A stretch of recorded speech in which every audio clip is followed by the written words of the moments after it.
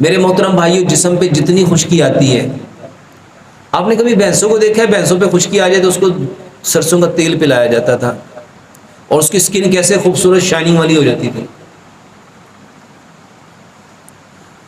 کہ اس کو کریمیں لگائی جاتی تھی۔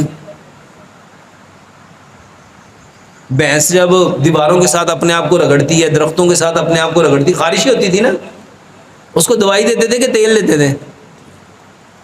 میرے محترم بھائیوں، سرسوں کا تیل لو، ایک بڑا چمچ، اپنی ناف میں ایک قطرہ ڈالو، بسم اللہ پڑھو، سورۃ فاتحہ پڑھو، اس کو آہستہ آہستہ لاتے جاؤ، پھر ایک قطرہ ڈالو، بسم اللہ پڑھو، سورۃ فاتحہ پڑھو، اس کو لاتے جاؤ۔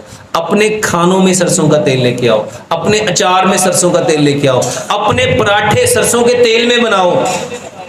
یقین جانو یہ خارش کا بہترین علاج، صرف خارش ہی نہیں، یہ جو ہارٹ اٹیک ہے، یہ جو برین ہیمریج ہے، یہ جو پیرالائز ہے، یہ جو خون گاڑھا ہو رہا ہے، اس کا بہترین علاج ہے۔ اس کے علاوہ میرے محترم بھائیوں، ادرک، لہسن، پودینے، ناردانے کی چٹنی، چاروں چیزیں برابر مقدار میں، حسب ذائقہ، سبز مرچ اور کالی مرچ رگڑ کے چٹنی بناؤ، یہ خارش کا بہترین علاج ہے، کیونکہ یہ خون کو پتلا کرتی ہے۔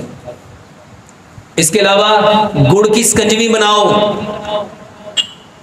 یہ بہترین علاج ہے۔ اس کے علاوہ میرے محترم بھائیوں، خارش کے لیے سلاد کھاؤ، سلاد کھاؤ، جتنا سبزہ کھاؤ گے اتنا جسم تر و تازہ، سرسبز و شاداب ہو جائے گا۔